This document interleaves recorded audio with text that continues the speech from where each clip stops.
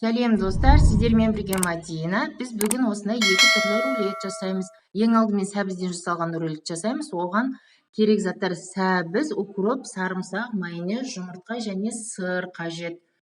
Алдымен сәбізімізді осылай үккіштен өткіземіз.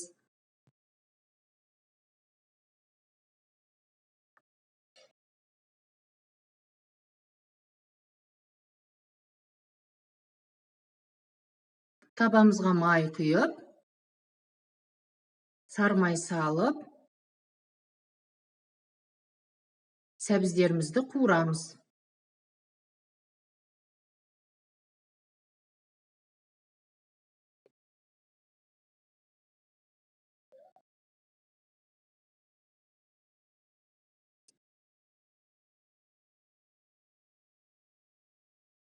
Осылай қуырғанда асты күйіп кетпес үшін қозғап қою міндетті. Осылай бетін жауып, бұқтырамыз кішкене. Мінекей біздің сәбіздеріміз дайын, астына ешқандай майы, суы қалмады, дайын болды. Енді алып суытуға қойып қоямыз. Сәбіздеріміз суыды, енді жұмыртқаны ағы мен сарысынан осылай ажыратып аламыз.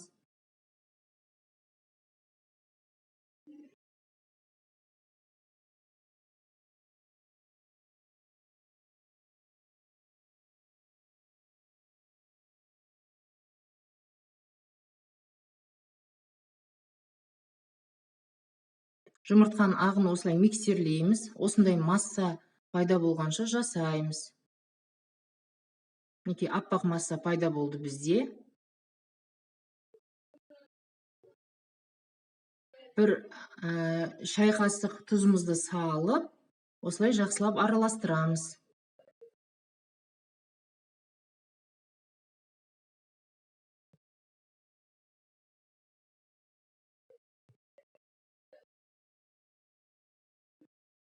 Жұмыртқаның ақуызын осылай салып, араластырамыз. Үстіне қатты баспаймыз.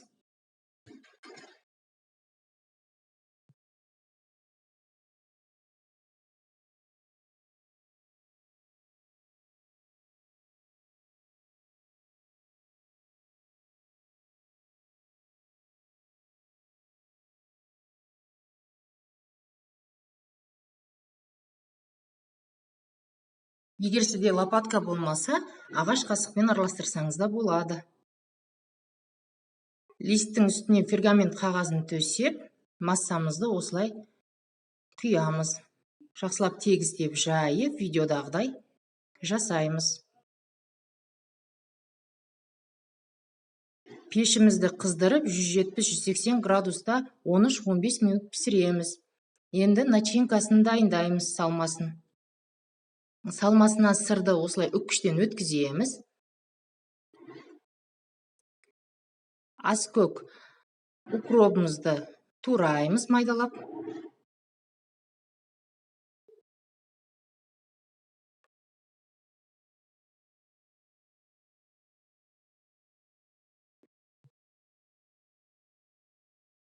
Және сарымсағымызды майдалап тураймыз.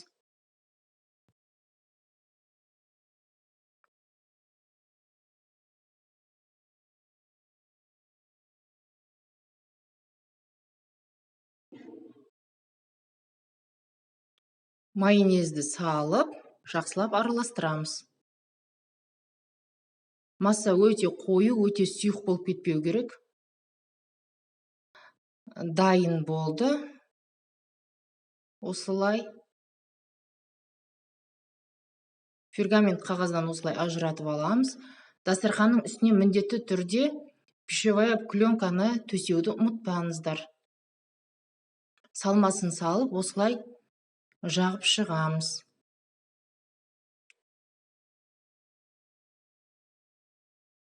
Бір шеттен бастап осылай ораймыз. Пленканың көмегімен осылай ораймыз.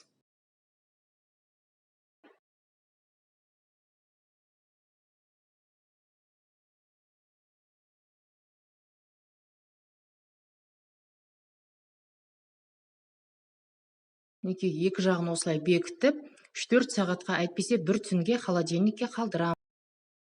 Екінші рулетімізді дайындаймыз. Оған керек заттар: укроп, тауық еті, тұздалған қияр, қызылша, жұмыртқа, творожный сыр, қант, тұз, май, крахмал және ұн қажет. Алдымен қайнатылған қызылшамызды үккіштен өткіземіз.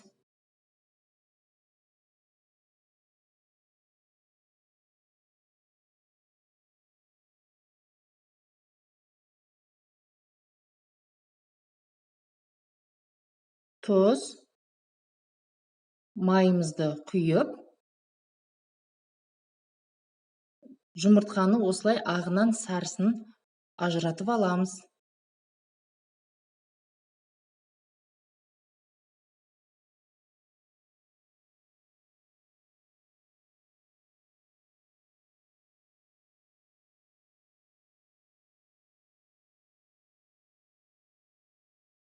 Бәрін қосып жақсылап араластырамыз. Енді үстіне крахмал мен ұнымызды салып, осылай араластырамыз.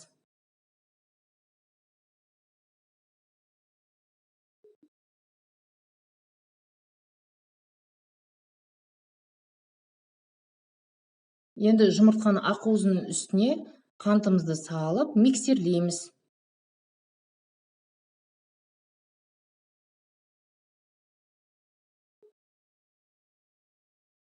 Осындай масса пайда болғанша миксерлейміз.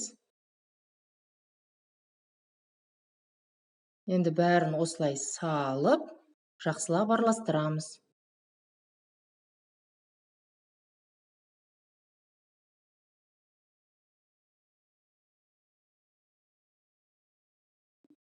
Листтің үстіне пергамент қағазын төсеп, осылай құямыз.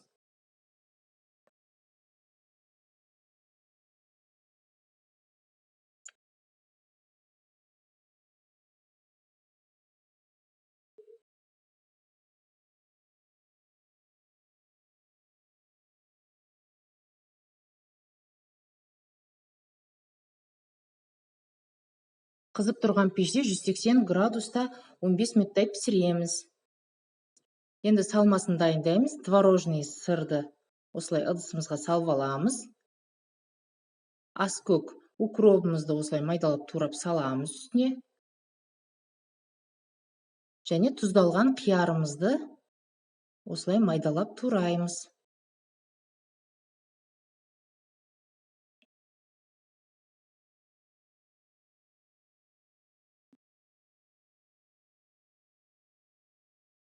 Оны да саламыз осылай.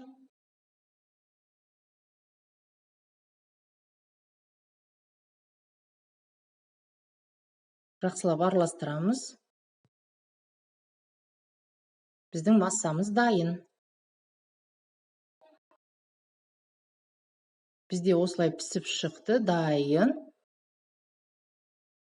Енді осылай ажыратып аламыз. Енді начинкасын жағып шығамыз осылай.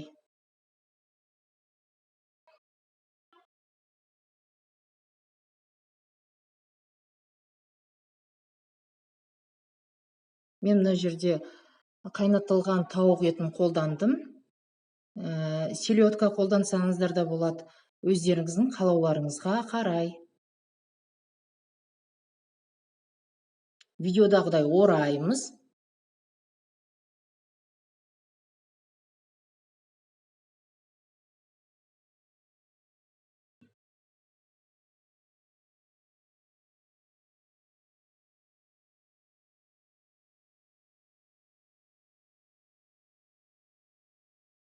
Үш-төрт сағат холодильникке қойып қоямыз. Бір түн қойып қойсаңыздар да болады.